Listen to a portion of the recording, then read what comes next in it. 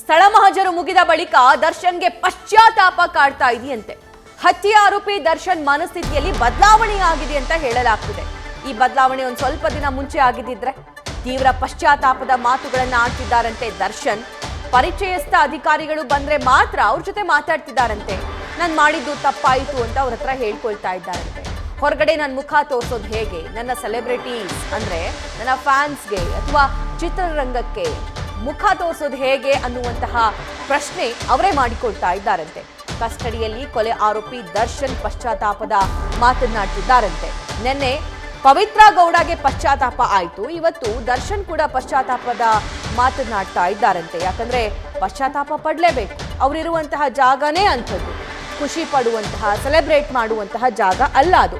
ಆರೋಪಿಗಳಿಗೆ ಕರ್ಕೊಂಡು ಹೋಗಿ ಹಾಕುವಂತಹ ಜಾಗ ಅದು. ಈ ಬಗ್ಗೆ ಮತ್ತಷ್ಟು ಲೈವ್ ಡೀಟೇಲ್ಸ್ ನೀಡ್ತಾರೆ ನಮ್ಮ ಪ್ರತಿನಿಧಿ ಅಂಕಿತಾ. ದರ್ಶನ್ಗೇನೋ ಪಶ್ಚಾತ್ತಾಪ ಆಗ್ತಿದೆಯಂತೆ, ಅಧಿಕಾರಿಗಳು ಬಂದಾಗ ಹೇಳ್ಕೊಳ್ತಾ ಇದ್ದಾರಂತೆ. ಏನ್ ಹೇಳಿದ್ರ ಹಾಗಾದ್ರೆ ಅಧಿಕಾರಿಗಳ ಹತ್ರ?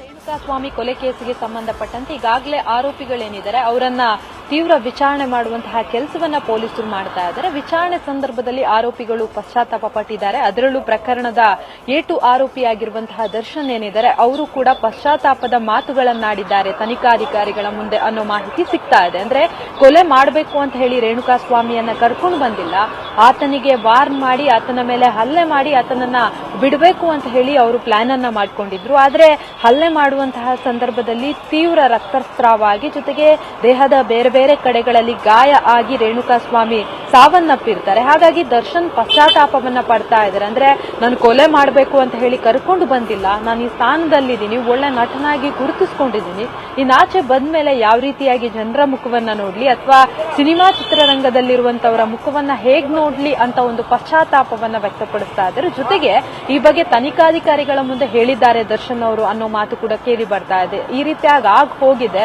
ಹಾಗಾಗಿ ನಾನು ಇಂಥ ಜಾಗದಲ್ಲಿ ಇದ್ಕೊಂಡು ಇಂಥ ಉನ್ನತ ಸ್ಥಾನದಲ್ಲಿ ಇದ್ಕೊಂಡು ಹೀಗಾಯ್ತಲ್ಲ ನನ್ನ ಕೈಯಿಂದ ಅನ್ನೋ ಒಂದು ನೋವನ್ನ ಅವರು ವ್ಯಕ್ತಪಡಿಸ್ತಾ ಇದ್ದಾರೆ ಅಂತ ಹೇಳಿ. ಅದನ್ನ ಹೊರತುಪಡಿಸಿ ಉಳಿದ ಆರೋಪಿಗಳು ಕೂಡ ಪಶ್ಚಾತ್ತಾಪವನ್ನ ಪಡ್ತಾ ಇದ್ದಾರೆ ಅಂತ ಹೇಳಿ.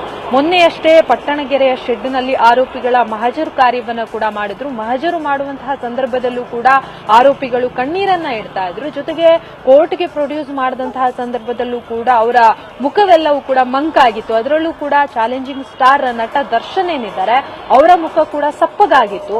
ಆದ್ರೆ ಈಗ ಎನ್ಕ್ವೈರಿ ಮಾಡುವಂತಹ ಸಂದರ್ಭದಲ್ಲಿ ತಮ್ಮ ತಪ್ಪಿನ ಪಶ್ಚಾತ್ತಾಪ ಆಗ್ತಾ ಇದೆ ಅವರಿಗೆ ಅಂತ ಕೂಡ ಹೇಳಲಾಗ್ತಾ ಇದೆ. ಯಾಕೆಂತಂದ್ರೆ ಈ ರೀತಿ ಆಗೋಯ್ತು, ಎಲ್ಲಾ ಕಡೆಗಳಲ್ಲೂ ಕೂಡ ಅವರಿಗೆ ಜನ ಹಿಡಿ ಶಾಪವನ್ನ ಹಾಕ್ತಾ ಇದ್ದಾರೆ. ಅಂದ್ರೆ ಈ ರೀತಿ ಆಗೋಯ್ತಲ್ಲ, ಈಗ ಮೃತ ವ್ಯಕ್ತಿಯ ಪೋಷಕರು ಕೂಡ ಅವರ ಅಳಲು ಆಗಿರ್ಬೋದು ಅಥವಾ ಅವರ ಆಕ್ರಂದನ ಆಗಿರ್ಬೋದು ಅದನ್ನ ನೋಡೋದಕ್ಕೂ ಕೂಡ ಸಾಧ್ಯ ಆಗ್ತಾ ಇಲ್ಲ. ಈ ರೀತಿ ಹೋಗಿದೆ.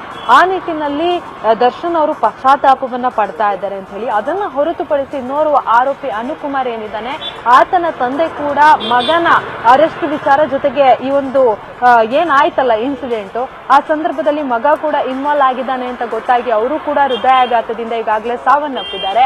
ಆ ವಿಚಾರವನ್ನ ಕೂಡ ಅಂದ್ರೆ ಆರೋಪಿಗಳಿಗೆ ಹೇಳಲಾಗಿದೆ. ಹಾಗಾಗಿ ಎಲ್ಲರೂ ಕೂಡ ಪಶ್ಚಾತ್ತಾಪದಲ್ಲಿದ್ದಾರೆ. ಅದರಲ್ಲಿ ದರ್ಶನ್ ಕೂಡ ಪಶ್ಚಾತ್ತಾಪದಲ್ಲಿದ್ದಾರೆ ಅಂತ ಕೂಡ ಹೇಳಲಾಗ್ತಾ ಇದೆ. ಸಭಾ ನ್ಯೂಸ್ ಫಸ್ಟ್ ನಿರ್ಭೀತಿಯಿಂದ ನಿಮ್ಮ ಪರವಾಗಿ.